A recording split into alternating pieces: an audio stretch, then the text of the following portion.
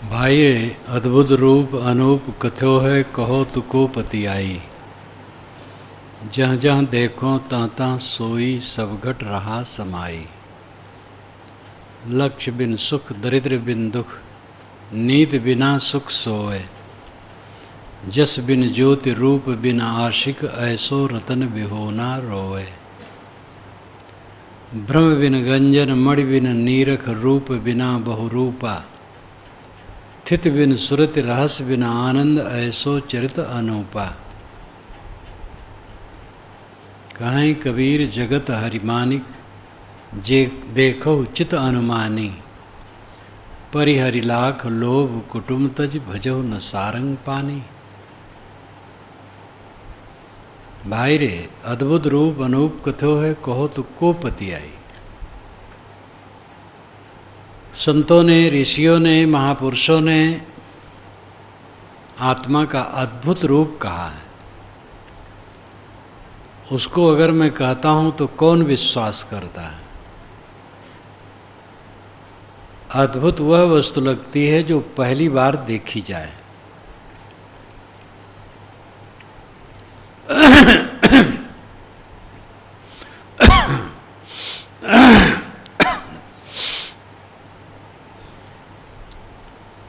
हमने सबको देखा, अपने को नहीं देखा,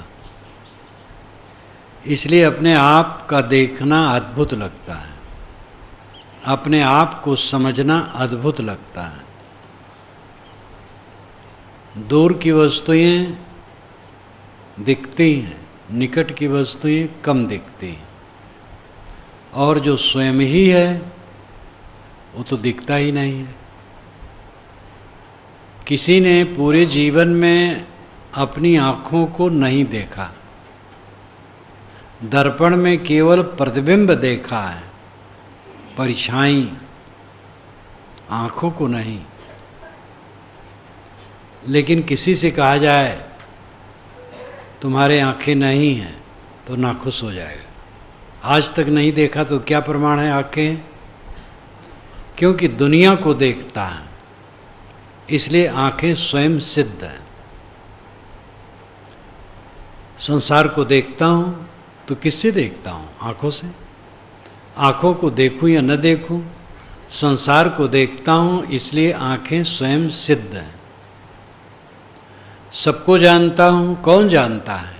मैं कौन हूं? जो सबको जानने वाला है वही आत्मा है, वही जीव है, चेतन है, वही आपका अस्तित्व है। और वो अद्भुत लगता है। आश्चर्यवत् पश्यत वदत इत्यादि गीता में भी कहा गया है, उपनिषद में भी कहा गया है। रूह और जिस्म का रिश्ता भी अजीब है। जिंदगी भर साथ रहे लेकिन तौर्रुफ न हुआ। शरीर और आत्मा का संबंध अद्भुत है, अजीब है, अद्भुत है। जीवन भर साथ रहे लेकिन तौर्रुफ न हुआ, परिचय नहीं हुआ, परिचय के लिए चेष्टा नहीं हुई। अद्भुत रूप अनूप कथो कहो तो को पति आई। लेकिन साहब कहते हैं जहाँ जहाँ देखो तहाँ तहाँ सोई सब घट रहा समाई। जहाँ जहाँ देखता हूँ तहाँ तहाँ वही है, सब घट में वो समा रहा है। जो सब घट में है वही वह है। कण कण में भी लोग कहते हैं कि वो कण कण में है। कण कण में है ये कहना भाव उठता है, घट घट में कहना ये अनुभव है। घट घट घट कहते घड़ा को, यहाँ घट का अर्थ है शरीर। प्रति शरीर में आत्मा निवास करता है, ये अनुभव का विषय है। कण कण में है ये भावुकता है। कबीर साहब कण कण नहीं कहते, घट घट कहते हैं। एक पंडित ने कहा था, मुझसे बातचीत की, मेरे सामने तो नहीं कहा। जब वो चले गए तो अपने छोटे पंडित से कहे। वो बहुत बड़े पंडित थे जो मुझसे बात किए थे, बहुत विद्वान थे। प्रकांड पंडित अवध क्षेत्र के थे, अब नहीं रहे। तो अपने छोटे पंडित से उन्होंने कहा कि महाराज जी की बातें और हम लोगों की बातें करीब करीब एक ही हैं। फर्क यही है कि हम लोग कण कण में मानते हैं, वे लोग घट घट में मानते हैं। कण कण में मानना व्यवहारिक है, घट घट में मानना व्यवहारिक नहीं है। तो उनके पंडित मुझसे आए मिले और कहे हमारे ज्ञानी जी कहते थे कि महाराज घट घट में मानते हैं, कण कण में नहीं, इसलिए वो व्यवहारिक नहीं है। तो मैंने कहा घट घट में व्यवहारिक है, कण कण में व्यवहारिक नहीं है। आप कहीं पेशाब करते हैं तो किसी प्राणी के ऊपर न पड़े ये ध्यान रख सकते हैं, लेकिन कण के ऊपर न पड़े, ये कहाँ व्यवहारिक है। पैर रखें, किसी घट प्राणधारी के ऊपर न पड़े पैर, ये तो ख्याल रख सकते हैं, लेकिन किसी कण पर पैर न पड़े ये सोचना भी असंभव है। इसलिए कण कण में है ये अव्यवहारिक है, घट घट में हो व्यवहारिक है। कहे तो मैं समझ ही नहीं पाया, अभी जाके कहूँगा उनसे। मैंने कहा भाई समझने में समय लगता है। कण कण में जो गति होती है वो आत्मा के नाते होती है, ऐसा भ्रम है। पढ़े लिखे लोग भी कहते हैं जड़ तत्व तो जड़ है, उनमें क्रिया कैसे होगी? जब आत्मा उसमें क्रिया करे तो क्रियावान हो। लेकिन ये तो साधारण बुद्धि से समझना चाहिए कि भौतिक द्रव्य स्वतः गतिशील है। भौतिक द्रव्यों में जो गति है वही उनकी संपत्ति है। गतिहीन हो जाए ये संसार शून्य हो जाएगा। जड़ द्रव्य स्वतः गतिशील हैं, उनकी गति उनमें अनादि निहित है। ये समझना बहुत सरल है, तो विज्ञान सम्मत है। कण में गति होती है, आत्मा के नाते नहीं, उनमें स्वभाव सिद्ध क्रिया है। हवा में गति होती है, जब पूर्वी चलती है तो पूरब तरफ से कोई परमात्मा ब्रह्म ढकेलता है, और जब पश्चिम तरफ से चलती है हवा तो पश्चिम से परमात्मा ढकेलता होगा। ऐसा कुछ नहीं, वो प्रकृति के दाब के अनुसार चलता है। पानी की धारा, हवा की धारा, सभी द्रव्यों में गति स्वतः निहित है। अतिशयोक्ति लोग करते हैं आध्यात्मिक क्षेत्र में, जो गलत है। घट घट रहा समाई, साहब कहते हो आत्म तत्व घट घट में समा रहा है, इसलिए सबको अपने समान समझो। घूंघट का पट खोल रे तो को पीऊ मिलेंगे, घट घट में वही साईं बसत है, कटुक बचन मत बोल रे। घट घट में वही साईं बसता है, इसलिए कटु वचन न कहो। कटु वचन कहते हो तो अपने साईं को मानो दुखाते हो। साईं परमात्मा ब्रह्म ईश्वर ये घट घट में जो बसा है यही है। तो भाई रे अद्भुत रूप अनूप कथ्यो है, कहो तो को पति आई। जहाँ जहाँ देखो तहाँ तहाँ सोई, सब घट रहा समाई। लक्ष्य बिन सुख, दरिद्र बिन दुख, नींद बिना सुख सोए। लक्ष्य कहते हैं लाख की संख्या को। लाख की संख्या का लाक्षणिक अर्थ है बहुत धन, वह लखपति। आज भी कहा जाता है लखपति होने का अर्थ आज तो खास नहीं रहा।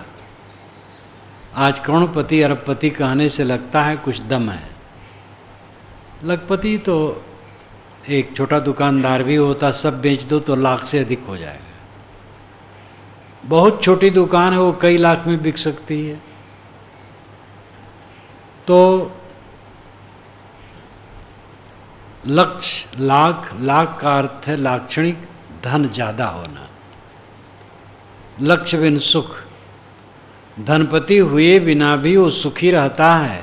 जिसे आत्मज्ञान है, जिसने आत्मशोधन किया, जिसने अपने आप को सुबस किया, वो लखपति हुए बिना भी सुखी रहता है, यानी धनी हुए बिना भी सुखी रहता है। धनी होने का मतलब है अतिरिक्त धन वाला होना।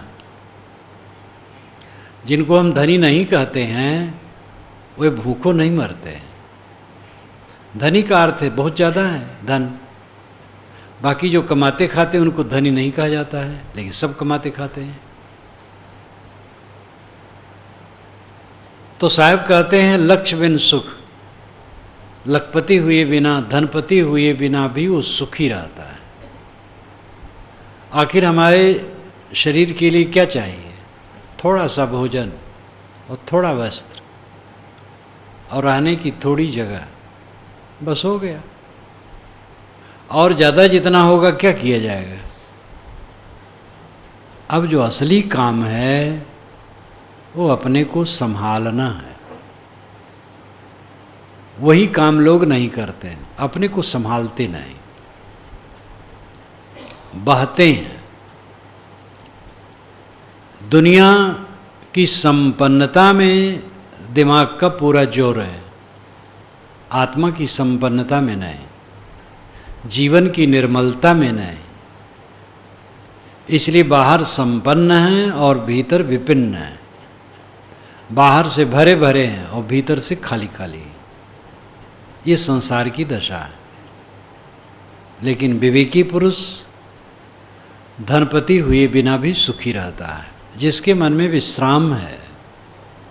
डायोनीज की जो कथा है यूनान की, आज से 2500 वर्ष पूर्व नहीं, और इधर है 2300 वर्ष पूर्व की बात होगी, जब सिकंदर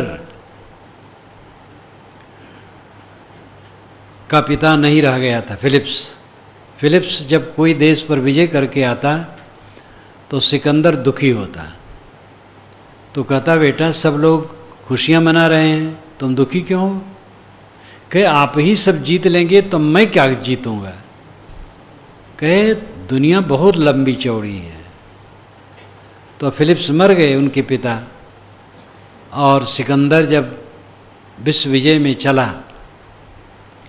तो कुछ दूर पर एक संत रहते थे, डायोनीज नाम था, और वो एक जगह पड़े रहते थे कहीं झोपड़ी उपड़ी में। तो गया और कहा, अपना विषय बताया कि मैं विश्व विजय करना चाहता हूँ। तो कहे विश्व विजय करके क्या करोगे? कहे तब सुख से रहूँगा। तो डायोनीज ने कहा मैं तो वैसे सुख से हूँ, अब मेरे पास पड़ जाओ, सुख से रहो, विश्व विजय करने की कोई ज़रूरत नहीं। उसको बड़ा अद्भुत लगा और बड़ा प्रभावित हुआ। फिर कहा आपकी क्या सेवा करूं? कहे धूप लिए खड़े हो, हट जाओ, बस यही सेवा है। बहुत निष्फिक्र संत थे। तो उसने अपने मंत्रियों से कहा था या तो मैं विश्व विजयी बन करके सम्राट बनूंगा, नहीं तो डायोनीज जैसा साधु बनूंगा। तो साधु तो नहीं बन पाया, और विश्व विजय भी क्या किया, उफान शैतान किया। जितनी उसकी योग्यता थी संहार में मन लगाया, रचनात्मक नहीं। तो विश्व विजय कर लूँगा तब सुख से रहूँगा। डायोनीज ने कहा आओ मेरे पास, वैसे सुख से रहो, विश्व विजय की जरूरत ही नहीं है। सुख से रहने का तरीका है इच्छाओं को समेट लेना, अपनी आवश्यकताओं को भी कम कर देना। विषय वासना की तो इच्छा ही नहीं, न पद की इच्छा, न प्रतिष्ठा की इच्छा, न पूजापा की इच्छा, भोगों की इच्छा ही नहीं है। शरीर की रक्षा के लिए जो वस्तुएं हैं उसमें भी कम से कम में निपटा लेने की प्रवृत्ति। इस प्रकार जो संतुष्ट हो जाता है वो सदा सुखी रहता है। लक्ष्य बिन सुख, लखपति हुए बिना भी ज्ञानी सुखी रहता है। दरिद्र बिन दुख, लेकिन दूसरे लोग दरिद्रता के बिना दुखी हैं। दरिद्र नहीं है लेकिन दुखी है। दरिद्र दुखी होता है। दरिद्र का क्या अर्थ होता है? अगर कोई कहे मेरे पास कार नहीं इसलिए दरिद्र हूँ, तो ये ठीक नहीं है। दरिद्र वह है जो दिन भर परिश्रम करे लेकिन शाम तक पेट न भरे, तन ढकने कपड़े न जुड़े, रहने के लिए फूस की छानी न हो, नीचू झोपड़ी न हो। नीचू का मतलब जिसमें पानी न चूहे, ऐसी झोपड़ी न हो तो दरिद्र है। और दरिद्र कोई न हो, हमारा दुश्मन भी दरिद्र न हो, ये शुभकामना करनी चाहिए। विवेकवान दुश्मन किसी को मानते ही नहीं। दरिद्र बिन दुख, लोग दरिद्रता के बिना दुखी हैं। खाते पीते हैं, पक्का मकान है, स्कूटर है, निश्चित आमदनी है, दूध भी आता है, चाय में ले लेते हैं, वैसे भी पीते हैं, घी भी खाते हैं, दही भी खाते हैं, मेवे भी खाते हैं, लेकिन दुखी है। ये मेवे दूध दही कुछ काम नहीं करेंगे। खाने पीने की जो सादा गोदा कुछ मिल जाए बहुत है। अपने मन को मेवे और दूध दही में न बांधो।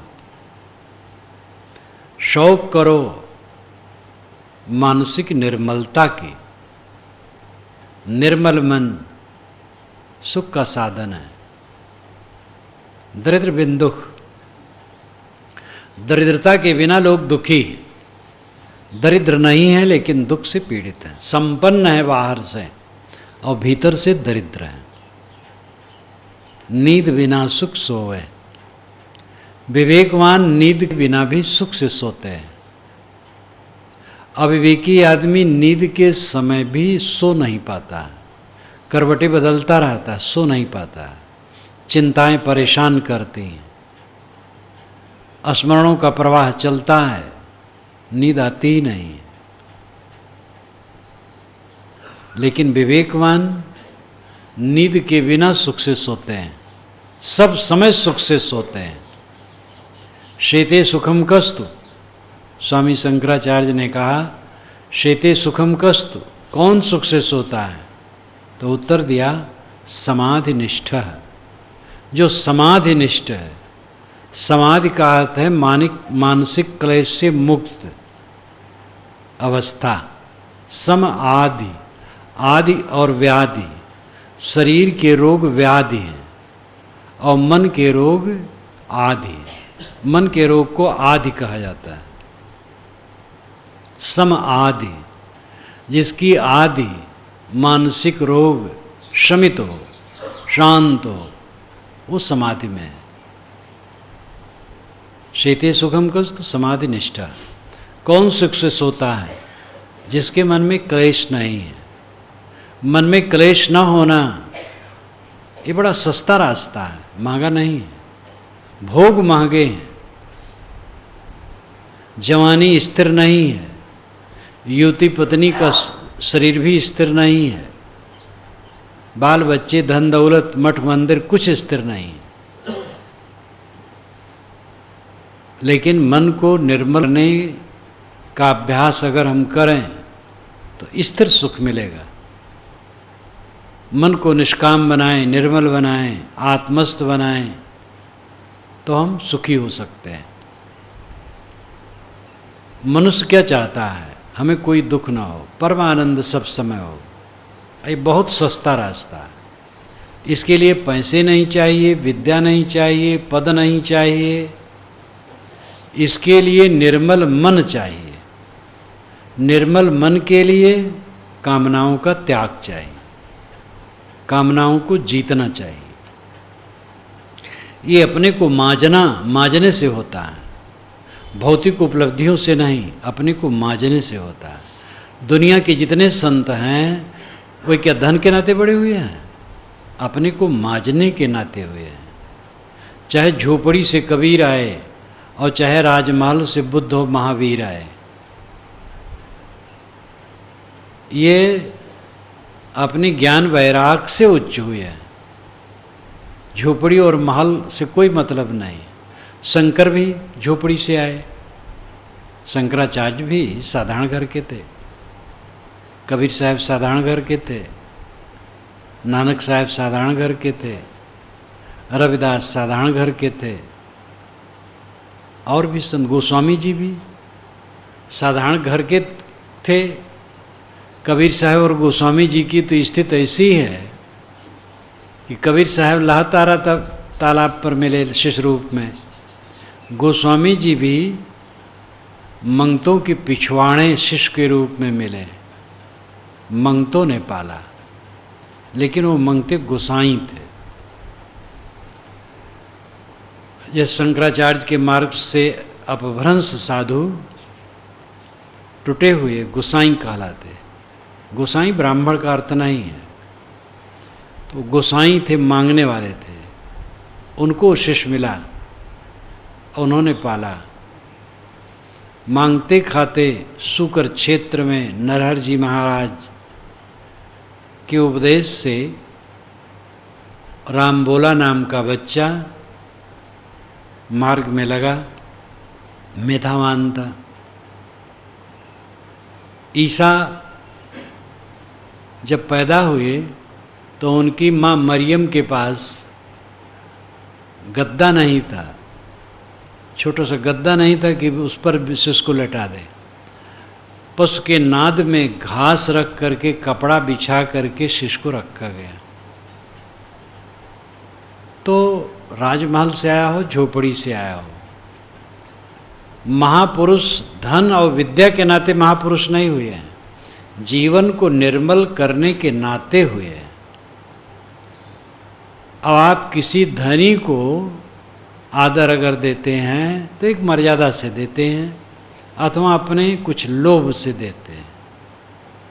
दिल से आप उसको मर्यादा देते हैं जो आपकी अपेक्षा अधिक चारित्रिक और आध्यात्मिक दृष्टि से ऊपर उठा है, उसको दिल से देते हैं। पैसे वाले भी दूसरे पैसे वाले को दिल से आदर नहीं दे पाते हैं। मर्यादा है दे दिए, या स्वार्थ है दे दिए। दिल से पैसे वाले भी ये समझते हैं जिसका जीवन निर्मल है उसको आदर देते हैं। दरिद्र बिन दुख, नींद बिना सुख सोए। नींद के बिना भी ज्ञानी सुख से सोता है। जब वो जागता है तब भी सोता है मानो, और सोता है तब तो सोता ही है। यहाँ सोने का अर्थ है क्लेश रहित मन। सुषुप्ति में दो पद है, स्व और अपीत। सुषुप्ति शब्द दो पदों से बना, स्व अपीत सुषुप्ति। स्व नाम खुद, अपीत नाम पाना। खुद को पाना सुषुप्ति है। जागृत अवस्था में आदमी प्रपंच को प्राप्त होता है, इसलिए दुखी रहता है। स्वप्न अवस्था में प्रपंच के प्रतिबिंबों को प्राप्त होता है, इसलिए वहाँ भी दुखी रहता है। सुषुप्ति में अपने को प्राप्त रहता है, इसलिए दुखी नहीं रहता। कर्जी हो, गर्जी हो, असाध्य रोग से पीड़ित हो, अपमानित हो, तो भी गाढ़ी नींद में जाने पर आदमी का दुख खत्म हो जाता है। वो अवस्थाजन्य होने से नींद खुलते ही दुख शुरू हो जाता है, लेकिन गाढ़ी नींद में कोई दुख नहीं रहता। और जो ज्ञान द्वारा जागते जागते सो रहा है, जागता है, खाता है, पीता है, लेकिन क्लेश रहित मन वाला है, तो जानो वो जागते सो रहा है। जागृत सुषुप्ति उसकी है, जागते जागते वो सो रहा है। नींद बिना सुख सोए। विवेकवान नींद के बिना भी सुख से सोते हैं। जस बिन ज्योति रूप बिन आशिक, ऐसो रतन बिहूना रोए। यश बिन ज्योति, बिना ज्योति के उसका यश होता है। ज्योति ऐश्वर्य, चमक, उसके बिना उसका यश बिन ज्योति, यश कीर्त के बिना उसकी ज्योति होती है।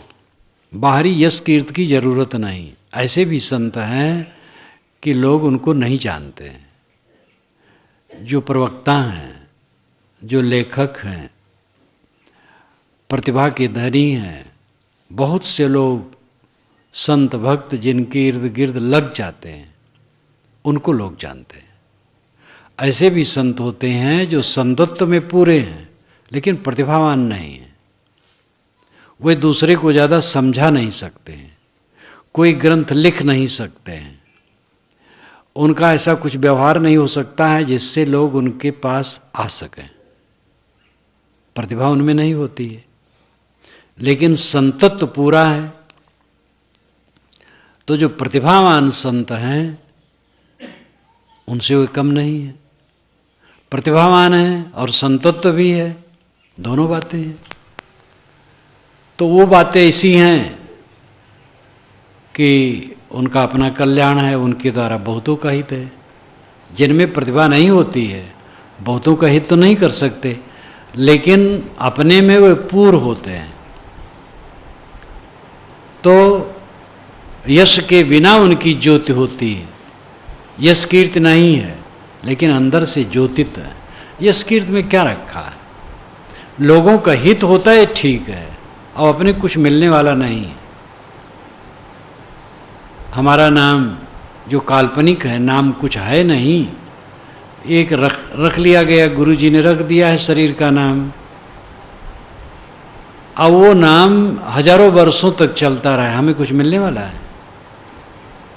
मेरी पुस्तकों से देश विदेश में लोग लाभ ले रहे हैं, लाखों की संख्या में लाभ ले रहे हैं और हजारों वर्षों तक लेते रहे, उससे कुछ मुझे मिलने वाला नहीं। अगर मैं स्वयं तृप्त नहीं हूँ तो क्या करेगा? दूसरे लोग लाभ ले सकते हैं, अगर मैं ना लाभ लूँ तो मैं वैसे रह जाऊँगा। मेरी पुस्तकों से मनन करके लोग अपना कल्याण कर सकते हैं और मैं आचरण न करूँ तो मेरा कल्याण नहीं होगा।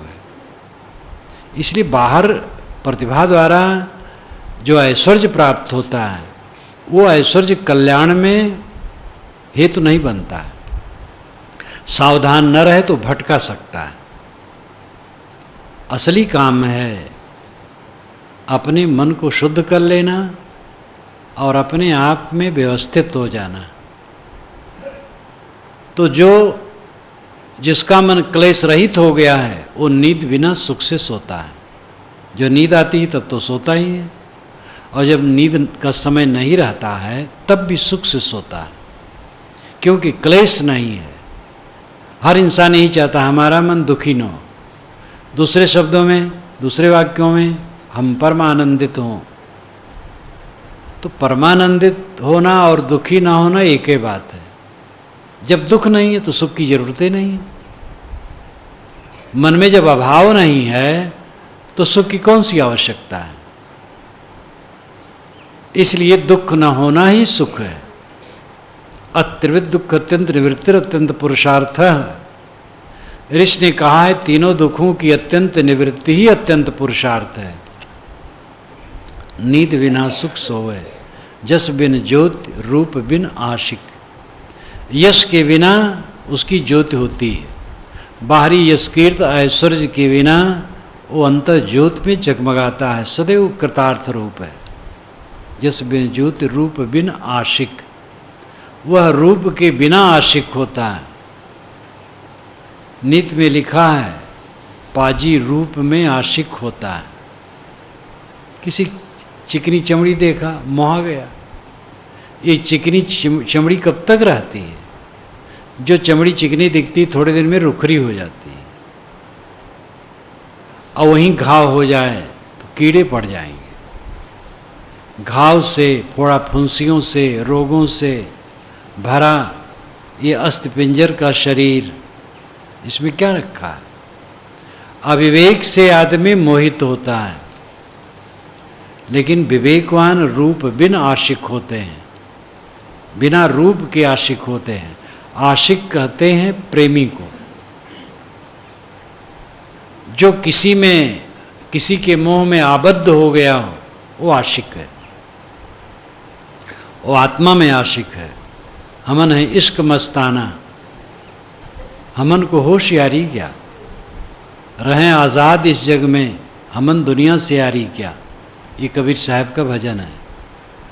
जो आध्यात्मिक अंतर्मुखता में इश्क है, मस्ताना है, उसमें होशियारी नहीं होती है, चतुरता, चालाकी, छल छद्म ये सब नहीं होते हैं। तो ये आशिक होना ये रूप में नहीं है, अरूप में है, आत्मलीनता है। रूप बिन आशिक ऐसो रतन बिहूना रोवे। ऐसा आध्यात्मिक रतन, आत्मा रूपी रतन के ज्ञान के बिना आदमी रोता है, दुखी होता है। पत्नी छूट गई रो रहा है, पति मर गया, देवी रो रही हैं, बच्चा चला गया, माँ बाप रो रहे हैं, हाय मैं अनाथ हो गया। कौन आपका है जो छूट गया और आप अनाथ हो गए? आपका कुछ है ही नहीं, अनाथ क्या हो गए? जोड़ जोड़ करके रोग बनाए हो। अरे मिले थे, छूट गए, हो गया, संजोग था। तालाब में देखो, आप कभी स्नान करने जाओ तो उसमें तृण, घास ये सब तैरते हैं।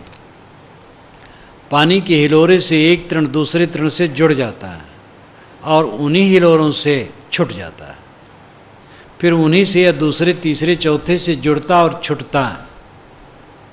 पानी के हिलोरे से तालाब में तैरते हुए तृण जैसे एक दूसरे से मिलते और छूटते रहते हैं, ऐसे काल के हिलोरे से संसार सागर में इन प्राणियों का मिलना और छूटना बराबर चला करता है।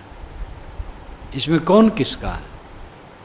कहानी कही जाती है, अभिमन्यु जब मारा गया तो अर्जुन व्याकुल हो गए। अभिमन्यु जैसा पुत्र, कृष्ण जी समझाते रहे लेकिन वो विलाप पीड़ित के चलो अब अभिमन्यु से तुम्हें मिला दें, ले गए स्वर्ग।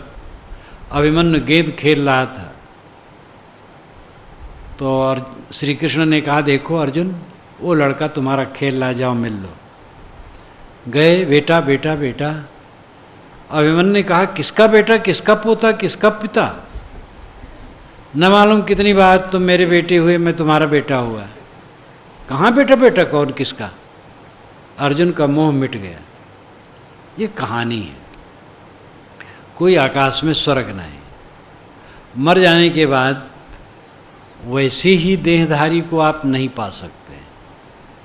देह की सारी चीज़ें जो कण हैं वो मिथ्या नहीं है, अब आत्मा भी मिथ्या नहीं है। लेकिन अब आत्मा जहाँ कहीं देह धरेगा तो वो शकल सूरत नहीं रहेगी, वो स्मृतियाँ भी नहीं रहेंगी।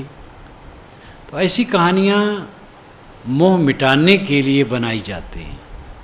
जैसे सिकंदर 33 वर्ष की उम्र में मरा था, उसकी माँ व्याकुल थी और कब्र पर जा कर के रोती रहती थी। तो एक दिन जब वो बहुत रोई तो कब्र से बड़ी जोर से आवाज़ निकली और हजारों की आवाज़।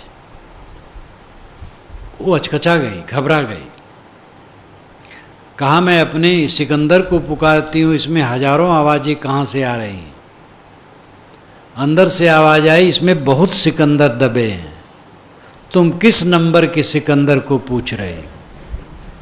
तो कोई नंबर का तो पता नहीं, मेरा लड़का सिकंदर, कहीं इसे पता नहीं चलेगा। तब उसको हुआ जब बहुत सिकंदर दबे हैं तो हमारा भी सिकंदर दबा है। तो ये भी समझाने का तरीका है। इसका अर्थ यही है कि सबके प्यारे तो इसी मिट्टी में जाते हैं, क्यों रो रहे हो? केते बूंद हल्फ हो गए, केते गए भिगोए, एक बूंद के कारण मानुष काहेक रोए। साहब कहते कितने बूंद वीर्ज के बूंद सफल हो गए, उससे गर्भ रहा, और कितने नष्ट हो गए। तेरा जो पुत्र है वीर्ज का एक बूंद है, अगर वो मर गया तो क्या रोता है? एक बूंद के कारण मानुष काहेक रोए। कितनी सरलता से साहब कहते हैं। मुझे कबीर साहब का ज्ञान पूरा पारक सिद्धांत हो गया था। एक पंडित जी का संबंध उसी गांव में था तो आए थे, मिले, बहुत विनम्र थे। साधु मार्ग में आने के बाद भी वे मिले हैं। बुढ़ापा में उनको बच्चा हुआ था, बच्चा हुआ और कुछ बड़ा हुआ और मर गया। 7-8 वर्ष का शायद हुआ होगा। बहुत दिन की बात है, 55-56 बरस की बात है। तो जब आए पता चला तो मैं उनसे मिलने गया, बातचीत किया और यही साहिब की साखी कही, केते बूंद हल्फ हो गए, केते गए भिगोए, एक बूंद के कारण मानुष काहे करो। वो इतने संतुष्ट हुए, बारंबार कहें कि मेरे अंदर से जैसे कोई कांटा चुभा हो निकाल लिया हो, अब वो पीड़ा नहीं रह गई। जब मैं साधु मार्ग में आया तो जिस गांव में वो रहते थे उस गांव में भी अपने भक्त काफ़ी हैं आज भी। गुरु जी के साथ गया था, वो जीवित थे, मिले, कहे महाराज आपने जो कहा था जब आप घर में थे, आपकी थोड़ी उम्र थी, मैं तो तब भी बूढ़ा था, अब तो और बूढ़ा हूँ, लेकिन आपने जो कहा था तब से मेरे मन की पीड़ा दूर हो गई। अरे बच्चे क्या रोते हो, एक बूंद के कारण मानुष काहे रोए। तो विवेक से अगर हम देखते हैं स्थिति को तो शोक करने कोई गुंजाइश नहीं। रूप बिन आशिक ऐसो रतन बिहुना रोए। आत्मा रूपी रतन को लोग नहीं जानते। रतन का जतन करो माड़ी का श्रृंगार, आया कबीरा फिर गया झूठा है अहंकार। साहब कहते रतन का जतन करो, रतन को जतन से रखो, ये आत्मा रूपी रतन को जतन से रखो, इसमें कचरा न लगने दो। माड़ी का श्रृंगार, जितना श्रृंगार है माड़ी का है, दिखावा है। कपड़े पर माड़ी लगती चढ़ती है तो कपड़ा चिकना दिखता है, धो देने के बाद खखरा हो जाता है। ऐसे धन ऐश्वर्य पद प्रतिष्ठा सब माड़ी का है, सब 4 दिन की चिकनाई है। अपने सामने हमने अनेक गुरुओं संतों महापुरुषों को देखा जिनका बड़ा बड़ा समाज था, अब न वे महापुरुष हैं न उनका समाज है, इक्का दुक्का कोई है। सब कितना घोर परिवर्तनशील है। रतन का जतन कर माड़ी का श्रृंगार, आया कबीरा फिर गया झूठा है अहंकार। तो ऐसो रतन बिहुना रोवे, भ्रम बिन गंजन मड़ बिन नीरख रूप बिना बहु रूपा। भ्रम के बिना गंजन है, गंजन है विनाश है, तिरस्कार है, अपमान है। भ्रम आत्म अस्तित्व में कोई भ्रम नहीं है, मैं हूं कि नहीं ये प्रश्न ही बेकार है। मैं न हूं तो कौन प्रश्न करे, आत्मा है कि नहीं ये कौन कहता है, आत्मा ही कहता है। आत्म अस्तित्व निर्विवाद है, तो भ्रम नहीं है आत्मा के विषय में, लेकिन फिर भी सर्वाधिक तिरस्कार उसी का किया जा रहा है। गोस्वामी जी ने कहा, जो न तरई भवसागर नर समाज अस पाए, सो कृतनिंदक मंद मति आत्म हन गति जाए। ऐसा मानव शरीर पा करके जो भवसागर से नहीं तरता है वो आत्महत्यारा है। जो न तरई भवसागर नर समाज अस पाए, सो कृतनिंदक, वो कृतनिंदक है, अपने किए हुए की निंदा करता है, उसके पुण्य प्रताप से ये समय मिला है और उसकी अवहेलना कर रहा है। आत्म हन गति जाए, वो तो आत्महत्यारा है जो अपने को भवसागर से पार नहीं करता है। भवसागर क्या है, मन का मोह, मन की आसक्ति, मन का विकार, ये भवसागर है। ऐसो रतन बिहुना रोए, भ्रम बिन गंजन, भ्रम के बिना गंजन है, यानी आत्म अस्तित्व में कोई भ्रम नहीं होना चाहिए। आत्मा तो है ही, वही बोल रहा है, लेकिन फिर भी अधिकतम तिरस्कार हम आत्मा का करते हैं, अपनी अवहेलना करते हैं, अपना निरादर करते हैं, अपने को सही दिशा में नहीं रखते हैं। अपने को जो सही दिशा में रखता वो आत्मा का आदर करता है। ब्रह्म बिन गंजन मड़ बिन नीरख, मड़ के बिना, ये बाहरी मड़ नहीं है आत्मा, लेकिन इसी की निरख परख करो। ये कोई पत्थर की मड़ नहीं है। परखने वाले को परखो, देखने वाले को देखो, जानने वाले को जानो। ये जो कहा जाता है इसका मतलब है कौन सबको जानता है? मैं। सबको पाने की इच्छा कौन करता है? मैं। तो अपने को जानूं, अपने को पाऊं। सबको जानते और पाते हम छूछे रह जाते हैं। जिसने अपने को जाना और अपने को पाया वो कृतार्थ हो गया। ब्रह्म बिन गंजन मणि बिन नीरख, रूप बिना बहुरूपा। ये रूप के बिना भी बहुरूप वाला है। ये रूप वाला नहीं है, इसमें कोई रंग नहीं है, कोई आकार स्थूल दिखाई नहीं देता है। लेकिन मनुष्य के रूप में, पशु के रूप में, पक्षी के रूप में, कीड़ों के रूप में, मनुष्यों में भी स्त्री पुरुष, काला गोरा, लंबा छोटा, मोटा पतला के रूप में, रूप बिना बहुरूपा। रूप के बिना भी बहुरूप वाला है, बहुरूपिया है। ब्रह्म बिन गंजर मणि बिन नीरख, रूप बिना बहुरूपा। थित बिन सुरत रहस बिन आनंद, ऐसो चरित अनूपा। थित बिन सुरत, जिसको आत्मज्ञान हो गया, थित के बिना उसकी सुरत स्थिर हो जाती है। थित नाम आधार। देखो ध्यान की पीरियड में ये बताया जाता है, आंखें बंद करो, बंद आंखों में जो दिखाई दे उसी में मन टिकाओ। सांस आती जाती है उसमें मन टिकाओ। किसी महापुरुष के चित्र में मन टिकाना हो उसमें टिकाओ। ये सब स्थिति है। स्थिति, आधार, उद्देश्य, आलंबन। लेकिन जिसे आत्मज्ञान हो जाता है और विषय फीके हो जाते हैं तो थित बिन सुरति, आलंबन के बिना उसका मन स्थिर हो जाता है। ये मन की चंचलता विषयासक्ति के कारण है। जितना अधिक मोह होगा उतना मन चंचल होगा, और जितना मोह की निवृत्ति होगी उतना मन स्थिर होगा। बारंबार हम उसको सोचते हैं जहाँ हमारा मन लगा है। हमारा मन या तो मोह में लगा रहता है तो वैर में। अगर मोह है तो उसके इर्द गिर्द घूमेगा, और वैर है तो उसके भी इर्द गिर्द घूमता है। जिससे वैर है उसको विध्वंस करने की चेष्टा, और जिससे मोह है उसको सर्वसंपन्न बनाने की चेष्टा। इससे हमारा मन क्षुब्ध रहता है। मोह और वैर जिसके दोनों मिट गए हैं, थित बिन सुरति, उसकी सुरत, उसकी मनोवृत्ति आलंबन के बिना शांत हो जाती है। अंतिम ध्यान यही है, कोई आधार नहीं, निराधार शांत। पहले किसी आधार में मन ठहरावे। साहब ने कहा निराधार आधार ले जानी। निराधार को आधार से ही समझ सकते हो।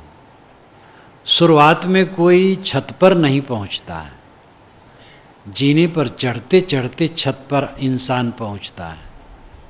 किसी आधार में मन को ठहराते, आदत बनाते, तब धीरे धीरे निराधार होता है। थित बिन सुरत, रहस बिन आनंद। रहस बिन उसका आनंद होता है, रंग रास के बिना उसका आनंद होता है। संसारियों का आनंद किस में है? रंग रास में। रंग रास है, खेल तमाशे हैं, क्लब में चले गए, नहीं ज़्यादा कर तो पार्क में ही चले गए, गप शड़ाका मार लिए, सिनेमा हॉल में चले गए। तो इस प्रकार कहीं रंग रास में आनंद लोगों को लगता है। लेकिन ज्ञानी का आनंद रहस बिना आनंद, रंग रास के बिना उसका आनंद है। मैं कन्याकुमारी में था, समुद्र की उछाल तरंगें उठ रही थी। समुद्र में थोड़ा जा कर के खड़ा हुआ। एक सज्जन ने कहा मैं जब समुद्र के पास आता हूँ तो मगन हो जाता, मन चाहता है यहीं रहूं। मैंने कहा यहीं रहने लगो तो समुद्र से घबरा जाओगे, फिर वितृष्णा हो जाएगी। ये बाहर की चीजें तो क्षणिक संतोष देती हैं। आपको एक स्वर्णिम भवन में कर दिया जाए, सब सुविधाओं से संपन्न, बहुत आनंदित हो जाएंगे। थोड़े समय में वो भवन काटने लगेगा, क्योंकि उसको लेकर के फिर अनेक विकार पैदा होंगे। इसलिए असली आनंद वह है जो निराधार हो। वस्तुजनित आनंद क्षणिक होता है, आत्मजनित आनंद अनंत होता है। किसी वस्तु से आनंद आया तो वस्तु खो गई, आनंद चला गया। अब आत्मानंद है, वो आनंद कभी नहीं जाता है, अनपायनी। तथागत बुद्ध की भाषा में कहें तो अनपायनी सुख है वह। अनपायनी का मतलब स्थिर, छाया वा अनपायनी। जैसे मनुष्य के पीछे उसकी छाया चलती है, वैसे निर्मल मन वाले व्यक्ति के पीछे स्थिर सुख चलता है।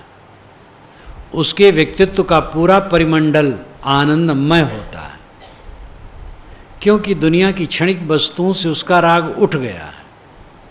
इसलिए छूटने और मिटने का भय खत्म हो गया है। क्या छूटेगा? पहले मन से छोड़ दिया है। शरीर क्या मरेगा? पहले से मरा हुआ है। पहले से इसको जो मृत देखता है, क्या भय? रस बिना आनंद ऐसो चित्त अनूपा। साहब कहते हैं ऐसा विलक्षण चरित्र है ज्ञानी का। काहीं कबीर जगत हरिमानिक देखो चित अनुमानी। कबीर साहब कहते जगत में हरि ही माणिक्य। हरि परमात्मा ब्रह्म अनेक शब्द का प्रयोग होता है। हरि शब्द, सारंग पाणी शब्द, विष्णु शब्द, रघुराई शब्द, ये सगुण उपासकों के हैं। साहब ने सगुण उपासकों के भी शब्द लिए हैं। हरि भजन वेदों में नहीं है। हरि बिन भरम बिगुरचन गंदा, हरिजन हंस दसाल ये डोले। इसमें इसकी व्याख्या में आप इसका ऐतिहासिक अध्ययन कर सकते हैं। हरि शब्द ये पारसी परंपरा से आई है। अहर मजदा, पारसियों के ईश्वर का नाम अहर मजदा। संस्कृत के पंडितों ने अहर मजदा को हरि मेधस कहा। मेधस उड़ गया, हरि रह गया, और आगे हरि भजन शुरू हुआ। गुप्त काल में हरि भजन शुरू हुआ है। ईसा के 350 वर्ष बाद हरि भजन शुरू हुआ है। पहले हरि भजन नहीं था। वेदों में हरि शब्द खूब है। वो हरि का अर्थ है अश्व। वो अश्व है सूर्य की किरणें। इंद्र को भी हरि कहा गया है। हरि का पहला अर्थ है हरा हरा। हरि का अर्थ आगे विष्णु हुआ। साहेब ने हरि आत्मा को कहा है। बाएं दहिने तजु विकारा निजके हरिपद गहिया। बाएं दहिने सब तरफ से विकारों को छोड़ दो, निज आत्मा ही हरि है, ये समझो। साहेब ने हरि कहा, सारंग पाणी कहा, रघुराई तक कहा, लेकिन उसका अर्थ अंतरात्मा माना। मेल मिलाप की भावना शब्दों को ले लिया, लेकिन उनका परमात्मा, उनका उपास्य, उनका परम लक्ष्य अंतरात्मा है। और यही राजमार्ग है, यही सर्वमाननीय हो सकता है। श्री राम की उपासना कुछ हिंदू करते, सब हिंदू भी नहीं। श्री कृष्ण की उपासना कुछ हिंदू करते हैं, शिव की उपासना कुछ हिंदू करते हैं, लेकिन अंतरात्मा की उपासना वो कौन तिरस्कारेगा? पूर्व में एकादश द्वार मजस्यावक्र चेतसाह अनुष्ठाय न सोचति विमुक्तश्च विमुच्यते एतद वैतद। ये जमाचार्य ने नचिकेता को समझाते हुए कहा, पूर्व में एकादश द्वार मजस्यावक्र चेतसा।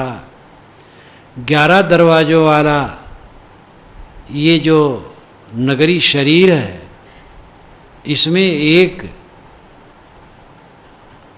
अजन्मा सरल शुद्ध आत्मा निवास करता है। अनुष्ठाय न सोचती, जो उसका अनुष्ठान कर लेता है, आत्मानुसंधान करता, आत्मा में लीन होता है, आत्मस्थ होता है, तो शोक नहीं करता है। अनुष्ठाय न सोचति विमुक्तश्च विमुच्यते। वो जीवन भर विमुक्त रहता है और शरीर छोड़ते समय सदा के लिए विमुक्त हो जाता है। एतद वैतद। अय नचिकेता, जिसके लिए तूने प्रश्न किया वो यही आत्मा है। एतद वैतद। तो शरीर के अंदर में रहने वाला जो आत्मा है वो आत्मा ही उपासनी है। आत्मा उपासनी का मतलब यह है कि मन को समेट करके आत्मलीन हो जाओ, यही आत्मा की उपासना है। गीता में कहा गया आत्मन नैव आत्मना तुष्टः, आत्मा द्वारा आत्मा में संतुष्ट। तो काहीं कबीर जगत हरि मानिक देखो चित अनुमानी। साहब कहते जगत में हरि ही माणिक्य है और उसमें उसको चित्त में विचार करके समझो। परिहरि लाख लोभ कुटुम तज भजो न सारंग पानी। परिहरि लाख लोभ, लाख का लोभ और कुटुंब का मोह छोड़ करके सारंग पाणी का भजन करो ना। तो यहाँ लोभ और मोह को साहब छोड़ने कहे। लोभ मोह छोड़े बिना कोई क्या भजन करेगा? लोभ मोह छोड़ देना ही तो भजन है। जब लोभ मोह छूट गया तो से स्वयं शिव तत्र प्रपंचोपशमम शांतम शिवम अद्वैतम चतुर्थम मन्यन्ते स आत्मा सा विज्ञेय। जब प्रपंच का उपशमन हो गया, चित्त विकार विहीन हो गया, तो शिवत्व आ गया। प्रपंचोपशमम शांतम शिवम अद्वैतम, अकेला रह गया। चतुर्थम मन्यन्ते, ये जागृत स्वप्न सुषुप्ति तीनों अवस्थाओं से चौथी अवस्था ज्ञान की अवस्था है, जिसको वेदांती लोग तुर्यगा कहते हैं। यहाँ तुर्यगा शब्द नहीं है। तो आत्म अनुसंधान, आत्म उपासना, आत्म स्थित का अर्थ यही है, चित्त समेट करके अपने आप में बैठ जाओ, अपने आप में लीन हो जाओ। आत्मन्येव आत्मना तुष्ट। जब लग दिल पर दिल नहीं तब लग सब सुखना है। साहब ने कहा जब तक दिल पर दिल न होगा सब सुख नहीं होगा। दिल भाग रहा है चारों तरफ, कैसे सुखी होगे? काहीं कबीर जगत हरि मानिक देखो चित अनुमानी। परिहरि लाख लोभ कुटुम तज भजो न सारंग पानी। सारंग पाणी का भजन करो। सारंग पाणी का अर्थ है जो हाथ में धनुष रखे। सारंग धनुष, पाणी हाथ, हाथ में जो धनुष रखा है ये विष्णु के लिए ज़्यादा रूढ़ है। श्री राम भी रखते हैं लेकिन विष्णु के लिए ज़्यादा रूढ़ है। लेकिन स्थूल विष्णु को साहब उपास्य नहीं मानते। वो तो कहते हैं हरिहर ब्रह्मा वाचे नाही सुर नर मुनि के केर। हरिहर ब्रह्मा सब माया में फंस गए, सुर नर मुनि की क्या बिसात है। दशरथ सुत्य लोग कही जाना, राम नाम का मरम है आना। तो किसी स्थूल व्यक्ति को वे परम उपासनी नहीं मानते हैं। इसलिए सारंग पाणी कहते हुए भी उस सारंग पाणी का अर्थ अंतरात्मा ही है। कबीर वाणी की अध्येता सब जानते हैं। डॉक्टर राम कुमार वर्मा, हजर प्रसाद द्विवेदी, परशुराम चतुर्वेदी या और भी बहुत लेखक हुए हैं और हैं और होते हैं। इसमें तो करीब करीब सब एक मत हैं। सब जानते हैं कि जो स्थूल शब्दों का प्रयोग साहब ने किया है उनका समन्वय है। जैसे कुछ वैष्णव साहब के पास गए और कहे भगवान रघुनाथ कब मिलेंगे महाराज? तो साहब ने कहा सहज समाधि उन्मुन जागे सहज मिले रघुराई। सहज समाधि लग गई, उन्मुन जग गई, सहज रघुनाथ मिल गए मानो। तो उन्होंने नहीं कहा कि रघुनाथ नहीं मिलेंगे, उन्होंने कहा सहज समाधि लगना और उन्मुन जगना रघुनाथ का मिलना है। सहज समाधि क्या है? कोई आधार नहीं, कोई आलंबर नहीं, अपने आप में संतुष्ट, ये सहज समाधि। उन्मुन का अर्थ है उदास हो जाना, संसार से उदास हो जाना, विषयों से उदास हो जाना और आत्म तन्मय हो जाना। ये हो गया, रघुनाथ मिल गए। यही रघुनाथ है, बाहर नहीं। सकारात्मक ढंग से उन्होंने कहा, खंडन नहीं किया। तो साहब कहते भाई रे अद्भुत रूप अनूप कथो है, कहो तो को पति आई। जहाँ जहाँ देखो तहाँ तहाँ सोई, सब घट रहा समाई। लक्ष्य बिन सुख दरिद्र बिन दुख, नींद बिना सुख सोए। जस बिन ज्योति रूप बिन आशिक, ऐसो रतन बिहू ना रोवे। ब्रह्म बिन गंजन मणि बिन नीरख, रूप बिना बहुरूपा। थित बिन सुरत रहस बिन आनंद, ऐसो चिरित अनुपा। कहें कबीर जगत हरि मानिक देखो चित अनुमानी। परिहरि लाख लोभ कुटुम तज भजो न सारंग पानी। पूरा शब्द अध्यात्म विचारों से सराबोर है। ऐसे ऐसे साहिब की वाणियाँ हैं, आप उसका मनन करें, चिंतन करें तो वैसे समाधि लग जाए। स्वाध्याय बहुत बड़ा बल है, ये मेरे जीवन का अनुभव है। आप लोग भी जो करते होंगे अनुभव होगा, जो नहीं करते हैं वो करें स्वाध्याय, देखेंगे महालाभ होगा। कल्याण की दृष्टि से स्वाध्याय, ऐसे मैंने अध्ययन करने वाले को देखा है, लालटेन जला करके रात रात पढ़ा करते तो सोते बहुत कम थे, लेकिन कोरे के कोरे थे।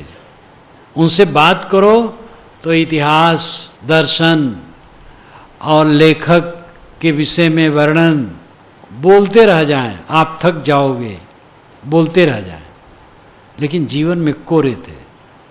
तो ऐसा उस स्वाध्याय नहीं है। कल्याण की दृष्टि से जो स्वाध्याय करेगा, ये ज्ञान के ग्रंथ महान आधार हैं। इनका मनन चिंतन करने से ये दर्पण के तुल्य हैं। जैसे दर्पण में चेहरा दिखाई देता अपना, ऐसे स्वाध्याय से अपने आप का होशवास होता है।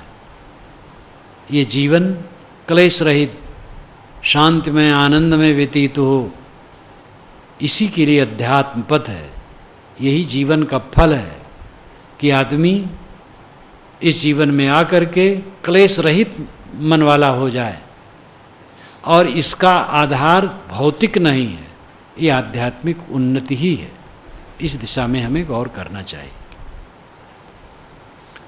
अहम शुद्ध चैतन्य ज्ञान स्वरूपम अजरहम अमरहम अखंडम मनूपम अहम शुद्ध चैतन्य ज्ञान स्वरूपम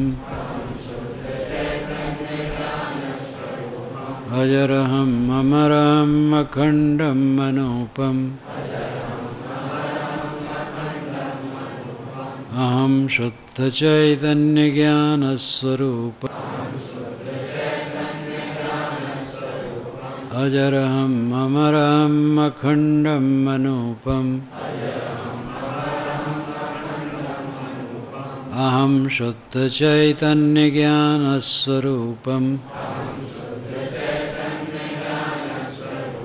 अजरहम अमरहम अखंडम मनूपम